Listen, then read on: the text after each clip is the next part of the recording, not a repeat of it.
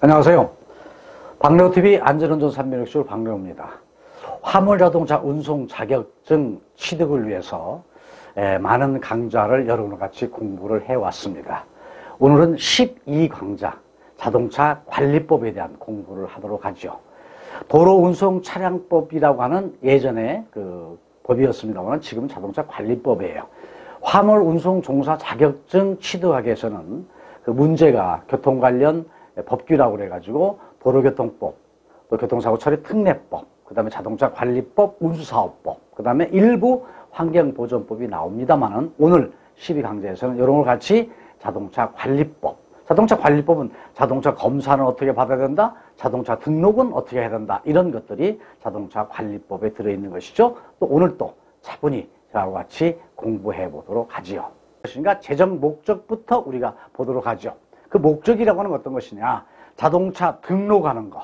자동차를 우리가 새 차로 구입을 하게 되면 등록해야 되죠. 또 중고 자동차를 우리가 구매한다 하더라도 내 이름으로도 등록해야 되잖아요. 그런 사항이 도로교통법에 들어있는 게 아닙니다. 자동차 관리법에 들어있어요. 따라서 자동차 등록에 관한 것, 안전기준, 헤드라이트는 어느 정도 비춰야 된다. 그 다음에 브레이크는 어느 정도 성능이 있어야 된다. 이런 게 안전기준이에요. 그 다음에 제작, 결함, 시정. 자동차를 제작했는데 어떤 결함이다. 리콜이란 말 들어보셨죠? 이런 것이 자동차 관리법에 다 들어있어요. 그 다음에 점검, 정비, 검사에 대한 거. 그 다음에 자동차 관리사업. 이 자동차 관리사업이라고 하는 것은 정비공장도 관리사업이에요. 자동차 정비공장이에요. 그 다음에 매매상사. 이것도 자동차 관리사업이에요. 그 다음에 폐차하는 거 아시죠? 폐차업을 하잖아요. 이것도 자동차 관리사업이에요. 그러한 내용들이 자동차 관리법에 다 들어있는 것이다. 그래서 자동차의 효율적으로 관리하고 자동차의 성능, 그 다음에 안전을 확보함으로써 공공의 복리, 모든 국민들이 어떤 그 복리에 증진할 수 있도록 목적을 가지고 있다. 그래서 모든 법이 만들어질 때 거기에 따른 목적이 있단 말이죠. 그래서 우리가 도로교통법 목적에 대한 것도 여러분이 또 특례법에 대한 목적에 대한 것도 같이 공부를 했어요. 자동차 관리법이라고 하는 것은 등록이나 안전기준, 그 다음에 제작, 결함, 시정, 점검, 정비, 검사, 그 다음에 자동차 관리사업 이런 것들이 관리법에 다 포함되어 있다. 그래서 공공의 복리를 증진하기 위해서 자동차 관리법이 만들어졌다. 이렇게 보시면 되겠어요. 이 자동차 관리법은 1962년도에 도로운송차량법이라고 하는 것으로 만들어가지고 이 이후에 1975년도에 도로운송차량법이 자동차 관리법 이름이 바뀌었어요. 그래서 지금은 자동차 관리법이라고 한다. 그 구체적인 내용까지는 뭐 어떤 시험에 나오는 것도 아니고 꼭 알아볼 필요는 없지만 어떤 그 역사적인 배경도 알고 계시면 도움은 될 거예요. 자, 그러면 자동차 종류라고 하는 것은 도로교통법에 있는 게 아니고 자동차 관리법에 있어요. 비록 도로교통법에 자동차 종류는 들어있습니다. 그러나 자동차 관리법의 근간을 가지고 도로교통법에 인용을 한 거예요. 그래서 자동차 관리법 제3조에 보게 되면 몇 조 이건 별로 의미가 없습니다. 알아둘 필요도 없고요. 그 자동차의 종류를 보게 되면요. 승용자동차가 있고요. 그 다음에 승합자동차, 그 다음에 화물자동차 이렇게 종류를 이게 분류를 해놨어요. 그럼 승용자동차는 어떤 것이냐? 10인 이하,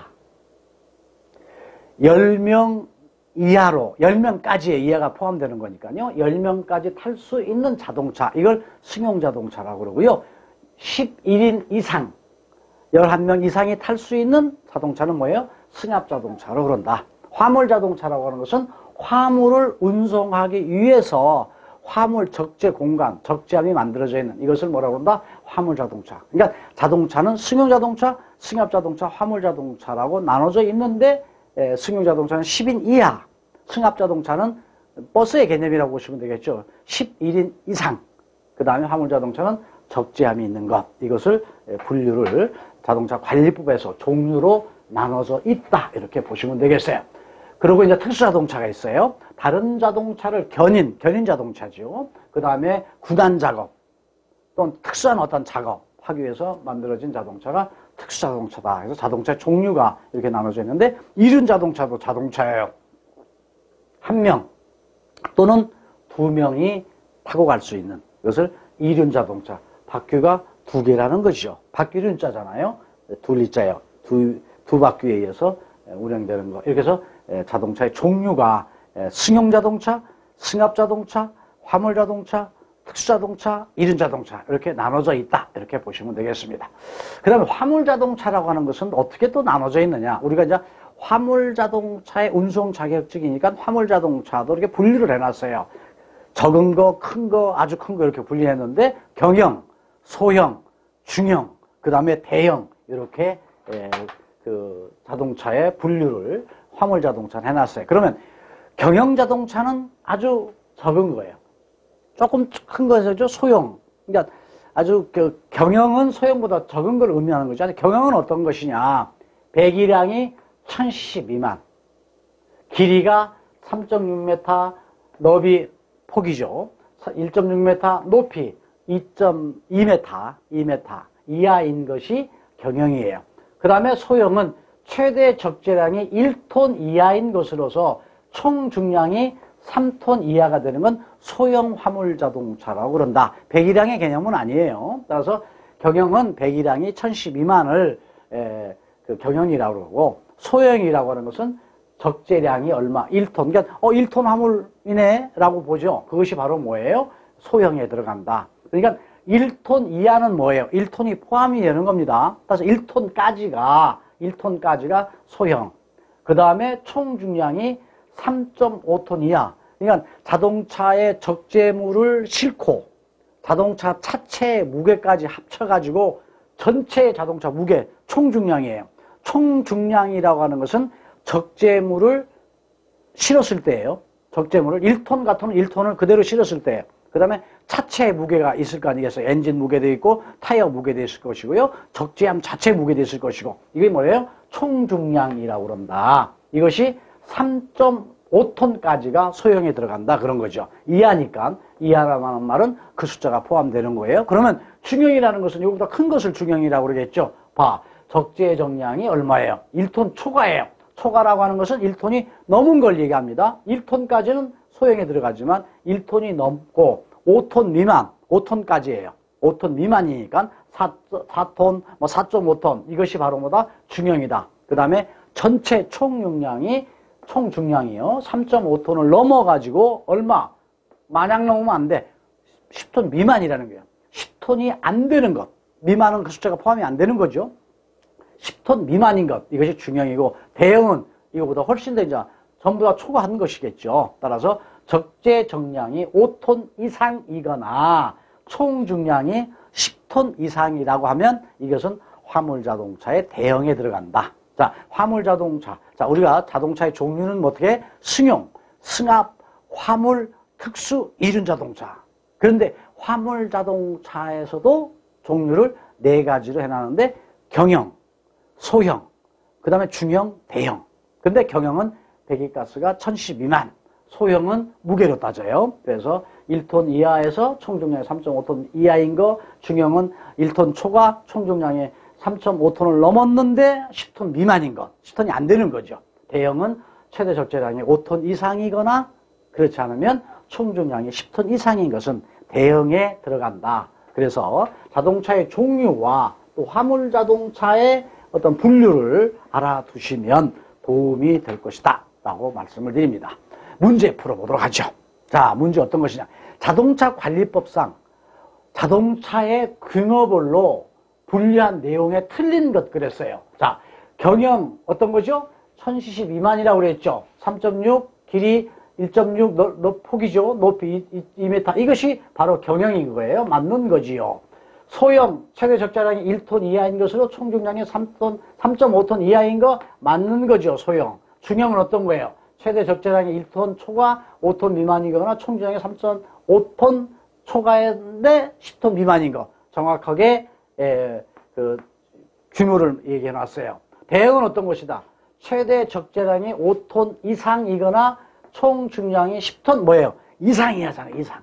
10톤 이상인 것 하면 맞는데 이하라고 되어 있네요. 따라서 여기에서 틀린 것은 경형 제대로 설명됐고 소형 제대로 설명됐고 중형 설명됐는데 대형이 설명이 잘못됐어요. 그 설명은 뭐다? 총중량이 10톤 이상이어야 되는데 이하라고 되어 있으니까 이게 틀린 답이에요. 하나 틀리게를 만들어놔야 여러분께서 정확하게 답을 체크할 수 있으니까 여기에서 사항에다가 체크하시게 되면 결과적으로 자동차의 규모별의 종류를 정확하게 알고 있는 것으로 정리가 돼서 바로 이제 합격하시게 된다. 이렇게 보시면 되겠어요. 자, 다음 문제 풀어보도록 하겠습니다. 다음 문제는 어떤 문제일까요? 자, 자동차 관리법에 적용을 받는 자동차는 다음 중 어떤 것이냐? 자동차 관리법에서 정해져 있는 건 어떤 거라고 그랬어요? 승용, 승합, 화물, 특수, 이륜 그랬어요. 자, 그럼 어떤 것이다? 건설기계 관리법에 따른 건설기계, 이것은 부르드자라든가 포크레인, 이것은 자동차 관리법의 자동차가 아니에요. 건설 장비입니다. 건설 장비. 그러나 도로교통법에서도 자동차로 운행하는 도로에서 운행되는 게 일부 있긴 있지만 건설기계관리법에 의해서 다른 것은 건설 장비라고 그러지 자동차에 들어가지 않는다. 농업기계와 촉진법에 따른 농기구, 경운기 같은 건 자동차 개념이 안 들어가지요. 그 다음에 군수품 관리법에 따른 군용차량, 이것도 자동차 관리법에 자동차에 들어가지 않습니다. 화물 운수 사업에 따라 운영되는 자동차, 화물 자동차잖아요. 화물 자동차는 자동차 관리법에 적용을 받는 것이다. 따라서 정확한 답은 뭐예요? 사항이 답이 되겠습니다. 따라서 정확하게 여러분이 이해를 해두시면 어떤 문제가 나와도 이런 내용의 문제는 풀 수 있는 거죠. 다음 문제 풀어보도록 하죠. 자동차 관리법상 자동차의 종류의 설명 중 잘못된 것 그랬어요. 틀린 것은 그랬어요. 승용자동차, 승차정원 10인 이하의 자동차, 승용자동차라고 그러잖아요. 승합자동차, 승차정원 11명 이상 버스 같은 개념이죠. 승합자동차지요. 화물자동차는 화물을 운송하기 적합하게 제작된 거 역시 화물자동차예요. 특수자동차, 가스 또는 유류 운송을 위해 제작된 거 아니 포함이 되죠. 이거. 그러나 단정해서 이것만은 아니다. 군안자동차, 견인자동차 이게 전부 다 특수자동차잖아요. 따라서 이것만 갖고는 답이 이루어질 수 없어서 여기에서 문제에서 답을 골라내라고 하는 것은 사항이 답이 되는 거죠. 정확하게 알아두시면 될 걸로 봅니다. 다음 보도록 하죠. 자동차라고 하는 건 등록하도록 되어 있어요. 신차를 샀다, 신규 등록이라는 등록을 해야 돼요. 그 다음에 중고자동차를 샀다고 한다면 소유자가 바뀌는 거죠. 이전 등록이라고 그러잖아요. 등록이라고 하는 게 있는데 등록은 어떤 것이다? 신규 등록. 새 차를 사게 되면 새로이 등록하는 거죠. 그때 이제 번호판을 부여받는 거잖아요. 신규 등록. 이륜 자동차는 등록이라는 개념이 아니고 사용 신고만 하면 돼요. 그러니까 신규 등록은 우리가 등록증을 받고 하지만 이륜 자동차는 사용하겠습니다라고 신고하는 걸로 신고증을 받는 거죠. 그래서 이륜 자동차는 사용 신고이지만 모든 자동차는 신규 등록을 해야 된다. 이륜 자동차는 자동차 아니냐라고 할 것 같아서 이륜 자동차는 사용 신고만 하는 것이고 신규 등록은 일반 자동차이다. 그 다음에 뭐예요? 변경 등록이에요. 주소지가 바뀔 수가 있잖아요. 변경을 해야 됩니다. 변경 등록. 그 다음에 뭐 이전 등록. 내가 다른 사람한테 자동차를 팔았다라고 한다면 소유권이 바뀌는 거잖아요. 이것을 뭐라고 그래요? 이전 등록. 보통 우리가 명예변경이라고도 얘기합니다. 이전 등록. 그 다음에 말소 등록. 자동차를 더 이상 타지 않겠다. 이 자동차 폐차시키겠다. 그러면 등록 자체를 어떻게 없애버리는 거잖아요. 번호판 없애버리는 거예요. 이걸 말소 등록이라고 한다. 그 다음에 압류 등록이라고 하는 것은 어떤 세금을 안 냈다. 또 내지는 어떤 그 자동차 과태료를 범칙을 했는데 과태료를 범칙금으로 계속 안 내고 있다. 이것은 이제 그 정부기관에서 압류를 하는 거죠. 그 대신 압류를 하게 되면 자동차는 가져가지는 못하지만 자동차를 그 이전 등록이라든가 이걸 하지 못하도록 그 모든 걸 채무를 갚지 않으면 안 되는 거에서 따라서 자동차 등록은 신규 등록 뭔지 아시겠죠? 변경 등록, 이전 등록, 말소 등록, 압류 등록이라고 하는 게 있다. 이것이 뭐예요? 자동차 관리법에 있는데 제5조에 들어있긴 해요. 그래서 등록이라는 개념도 알아두시면 되겠어요. 여기에 따른 문제가 나와 있던 걸 보도록 하십니다. 신규 등록을 하기 위해서 임시로 자동차를 운행할 수 있는 임시 운행 기간은 얼마인가? 다시 얘기합니다. 이건 무슨 말이냐면 내가 자동차를 새로 하나 샀어요. 새 차를 하나 구입을 했단 말이죠. 그러면 구입을 해가지고 그 자동차를 이제 번호판을 밖에 등록을 하잖아요. 그러면 정상적인 등록을 하기 전에는 일단은 자동차를 어떻게 한다? 임시 운행할 수 있도록 임시 번호판을 줘요.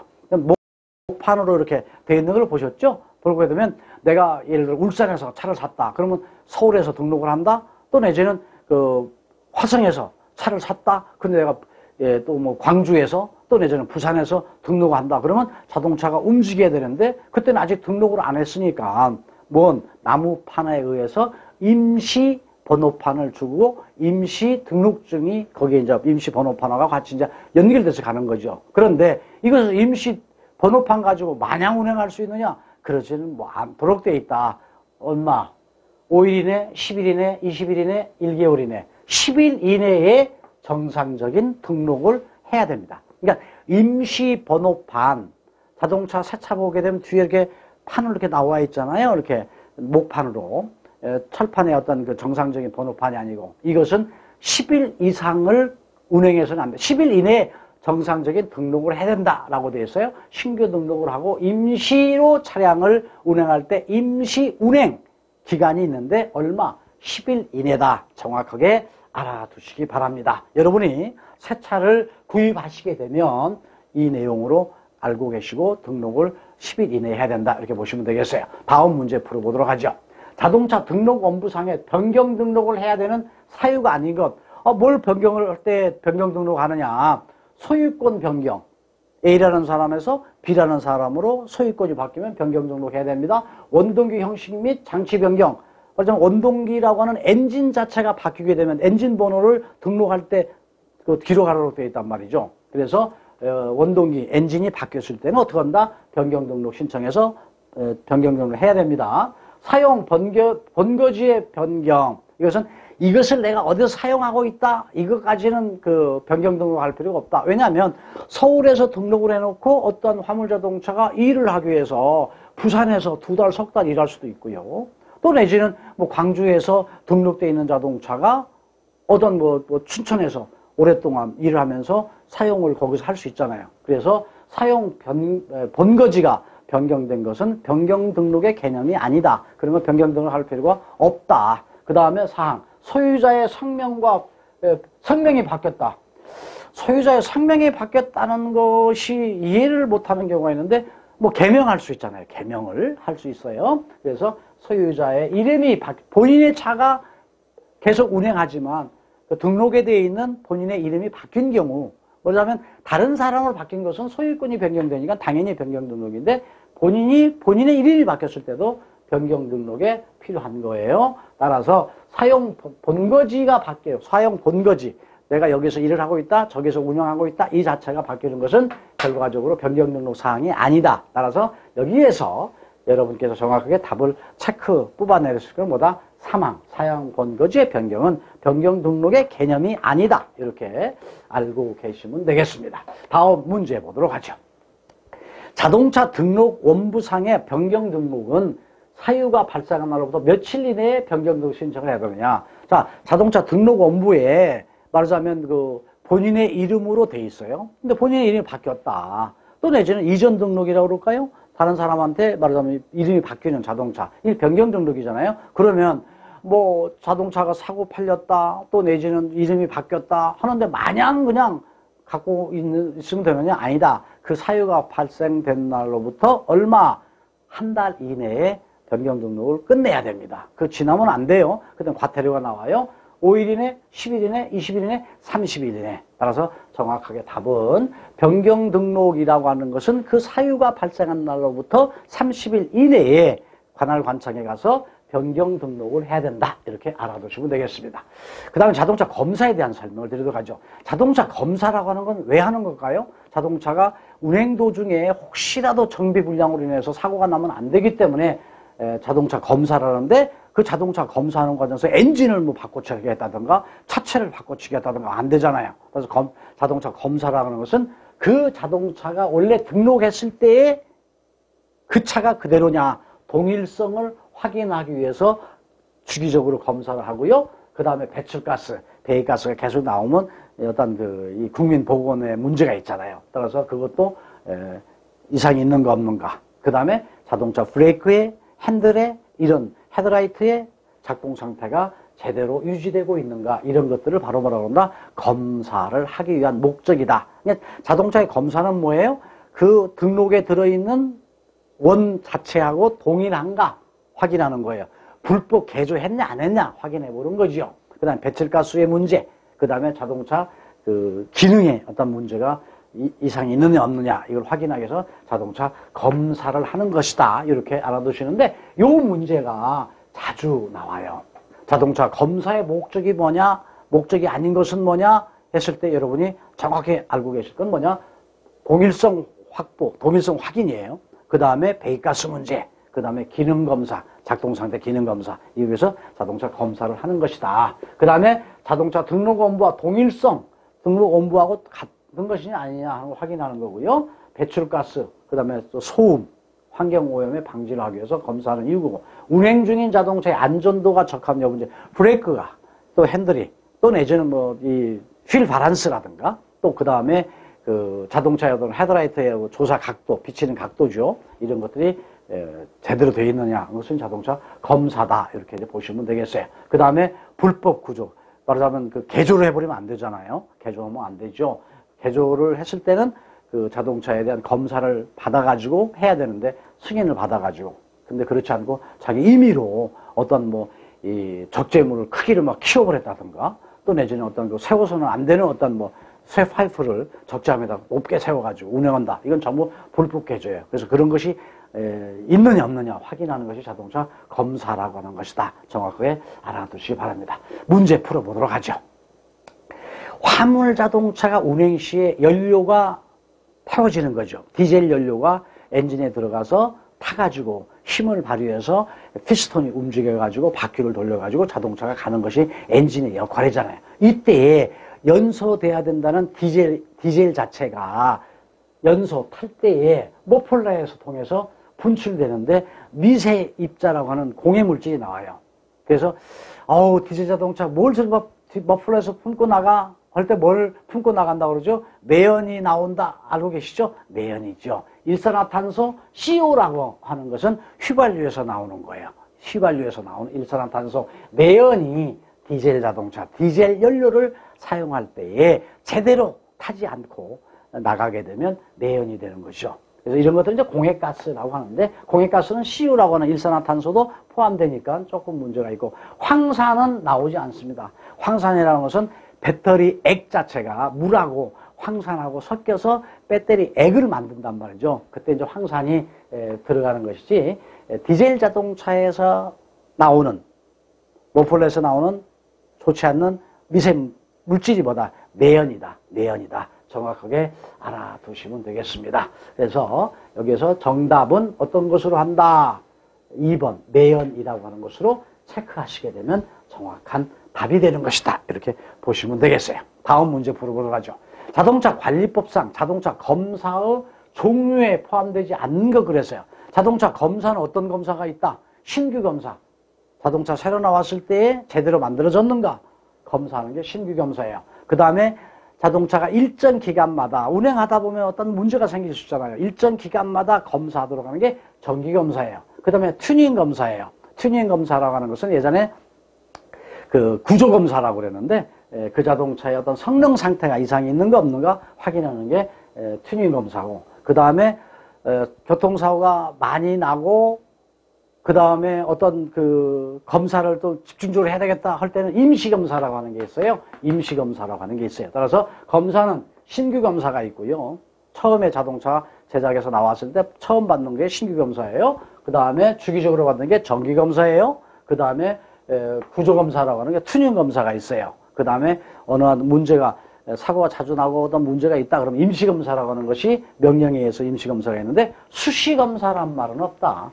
수시로 검사한다는 말 자체는 성립이 안 돼요. 따라서 문제로서의 4번이 정확하게 틀린 답이 되는 거죠. 수시검사란 말은 없다.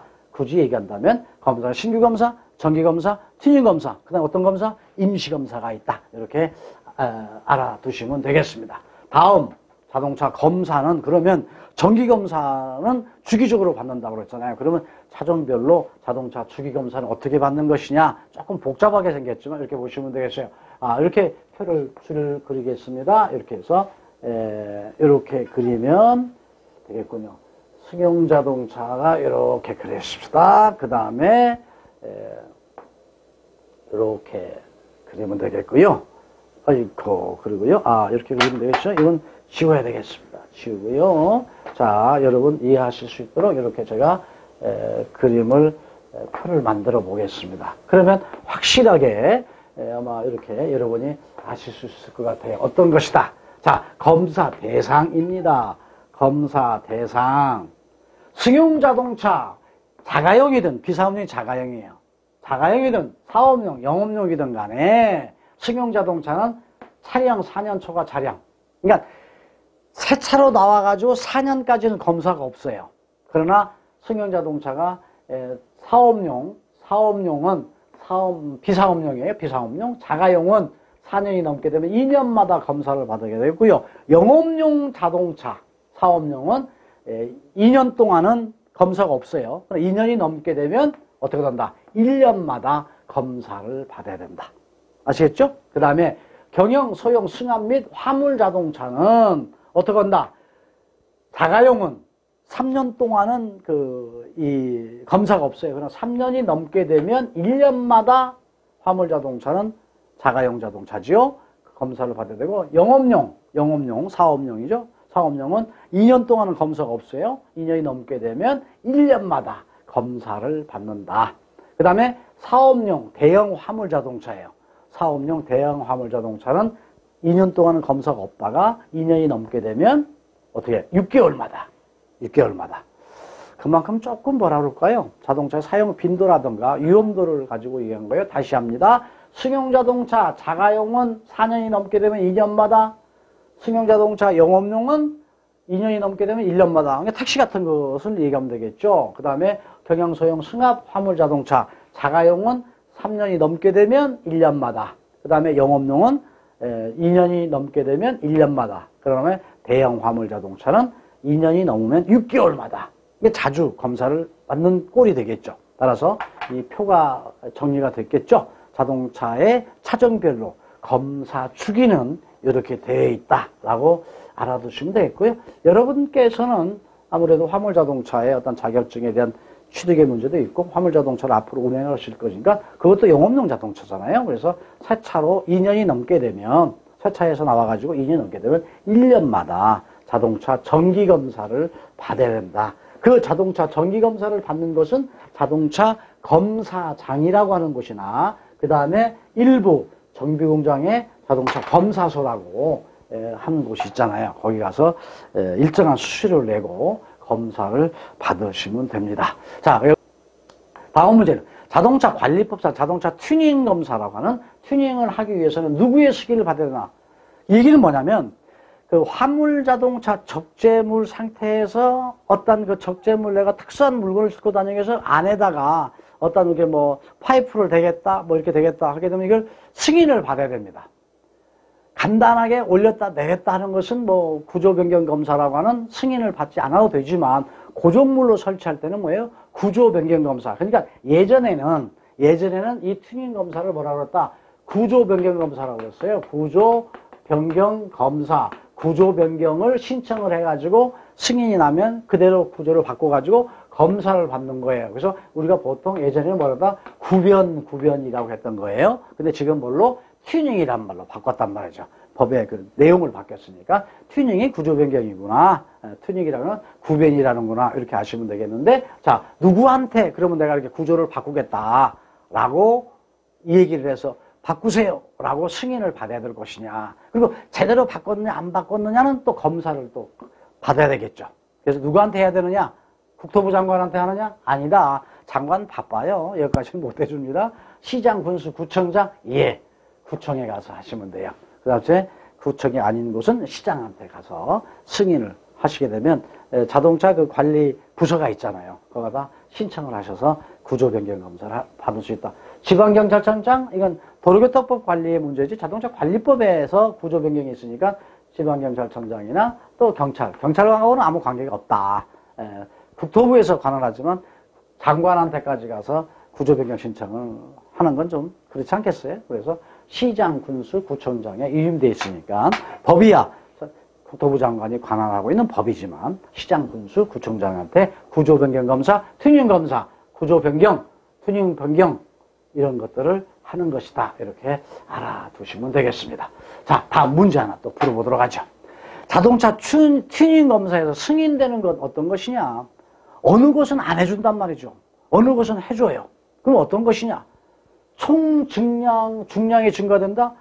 자동차가 1톤 화물 자동차인데 총 중량이 얼마? 3톤이에요. 다시 얘기하면 화물 자동차 적재물이 1톤 실을 수 있는 자동차인데 엔진이라든가 적재함 다 타이어까지 전부 합쳐놓은 게 3톤이에요. 이걸 어떻게 5톤으로 늘려야 되겠다? 총 중량을 늘리겠다? 이건 안 해줍니다. 어떠한 변경이든 간에 그 총 중량 범위 안에서만 그 승인을 해주는 거예요. 예를 들어 다시 한번 볼까요? 승차 정원이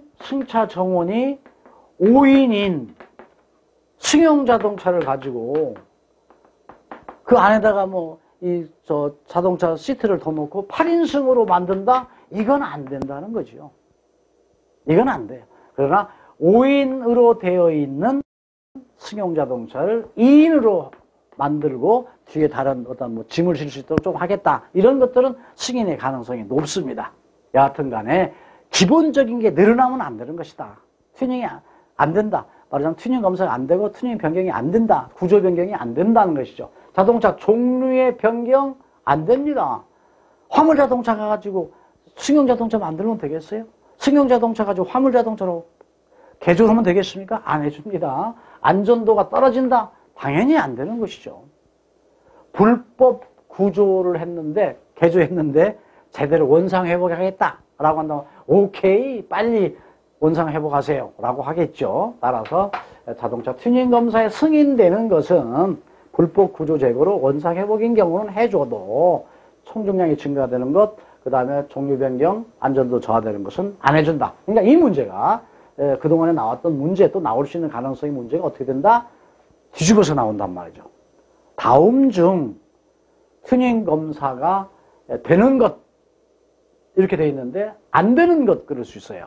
안 되는 걸 고르세요. 총경량 증가한다? 안 된단 말이죠. 승차 정원 넘어가는 거 안 된다. 이렇게 알아두시면 어떤 문제가 나와도 여러분께서 답을 정확하게 찾아낼 수 있을 것 같다. 다음 문제 보도록 하죠. 자동차 검사는 검사 유효기간 만료일 전후 각각 며칠 이내에 받으면 검사 유효기간 만료일에 검사를 받는 것을 하는 것인가? 예를 들어서 2020년 5월 3일에 자동차를 검사를 받았는데 2년마다 받는 자동차라고 한다면 얼마? 2022년 5월 3일에 검사를 받아야 되겠죠. 근데 5월 3일 날 도저히 내가 검사 받을 수 있는 시간이 안 되고 그날은 어디 가서 무슨 일을 한다든가 무슨 일이 생길 수도 있다. 딱 하루를 두게 되면 안 되잖아요. 그래서 2022년 5월 3일 날 검사를 받는 날짜가 기본이지만 앞으로 뒤로 한 달간 여유를 줘요. 아무 때나 와서 한 달 전에 받으세요. 또 내지는 검사가 지났지만 한 달 안에 지난 상태에서 검사를 받으면 됩니다. 그 대신 검사 기준은 또 어떻게 한다? 이 날짜로 찍어주지만 여유를 좀 줬단 말이죠. 그러니까 검사를 받아야 될 날짜가 하루 지났다, 이거 큰일 났다 하지 마세요. 한 달 안에만 받으면 돼요. 또 미리 가서 받으면 된다. 그래서 미리 받으면 이 다음 검사가 당겨지느냐? 아니다. 한 달 안에, 전체적으로는 2달이겠죠. 안에만 받으면 5월 3일 날로 찍어줘요. 늦게 받았다고 해서 검사 날짜가 늦게 또 다시 2년을 만들어주는 건 아니다. 이렇게 보시고 이것은 바로 뭐다? 검사 날짜를 지정됐을 때 어느 정도 앞뒤로 받을 수 있다? 15일이나 30일이나 31일이네요. 30일 이내에 앞으로나 뒤로 검사를 받으면 검사를 받은 기준 안에 지정된 날에 받은 것으로 인정한다. 따라서 여기에서 30일 이내가 정확한 답이에요. 보통 일반적으로 30일이라고 하는 개념으로 되게 주는데 자동차 관리법상에서 검사에서는 31일을 주었어요. 그래서 큰 달을 개념으로 주었으니까 앞뒤를 보게 되면 작은 달, 큰 달이 포함되니까 31일을 준 거예요. 그냥 막연하게 30일을 준 게 아니고요. 정확하게 알아두시면 되겠고 제가 설명드리는 것을 아마 이해할 수 있을 걸로 봐요. 자, 다음 또 문제 보도록 하죠. 자동차 관리청이, 도로관리청이네요. 도로관리청이 이 자동차 여기 지나가면 안 돼요 라고 운행을 제한할 수 있는 차량으로 틀린 것 그랬어요. 축하정 10톤 이하 초과, 총중에 40톤을 초과하는 차량 제한할 수 있어요. 이해했습니다. 폭 2.5, 높이 4m, 길이 1.7m를 초과하는 차량 규제할 수 있습니다. 도로관리청장의 인정 또는 고시로 높이 5m 이상인 차량, 이건 안 됩니다. 일반적인 교량이 보통 4m, 4.5m 위에 있어요.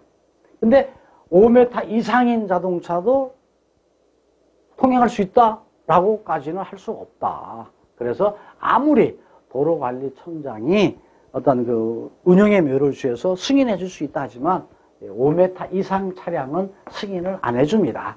그 다음에 도로 구조의 안전에 지장이 있다고 제한하는 차량, 지금 이 도로에 어떤 집안에 문제가 있습니다. 자, 5톤은 이상 통행할 수 없어요. 3톤 이상은 갈 수 없습니다. 그때그때의 안전에 문제가 있을 때 제한을 할 수 있단 말이죠. 그래서 모든 건 제한이 가능하나 5톤 이상인 이런 차량 같은 것은 나름대로 도로관리청장이 마음대로 할 수 없다 이렇게 보시면 돼서 정확한 답은 뭐다? 사망이 정확한 답이에요. 사망에다 표시하면 되겠습니다. 다음 문제 보도록 하죠.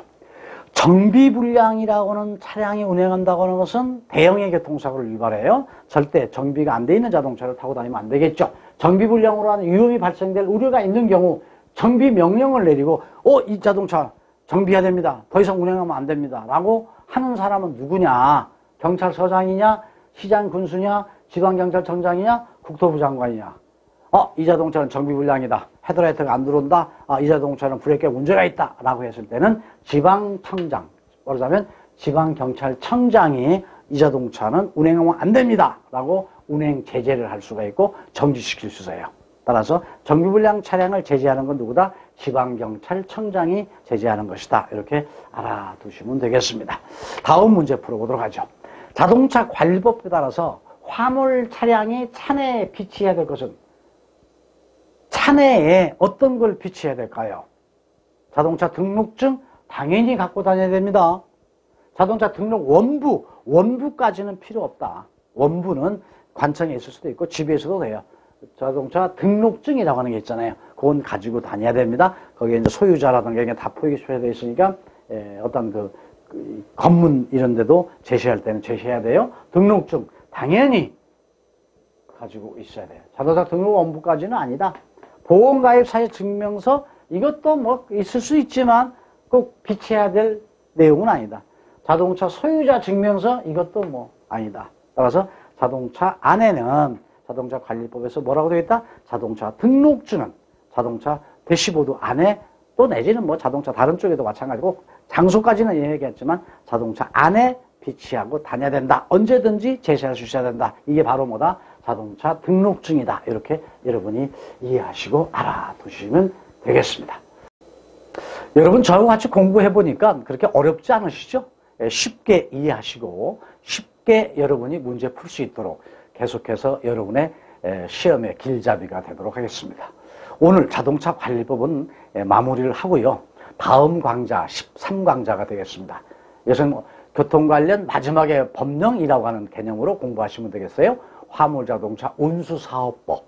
화물자동차를 운영하기 위해서 어떠한 법의 제한이 있고 어떻게 법적인 처리를 해 나가야 될 것인가. 이것이 화물자동차 운수사업법에 들어있거든요. 다음 편 13강좌에서는 여러분과 같이 또 화물자동차 운수사업 가지고 공부도 하고 그동안에 출제됐던 기출문제 가지고 또 예상할 수 있는 문제 같이 풀어보는 시간을 마련하기로 하겠습니다. 오늘 또 공부하시라고 수고 많으셨습니다. 다음 편에서 만나 뵙기로 하겠습니다. 여러분 건강하십시오.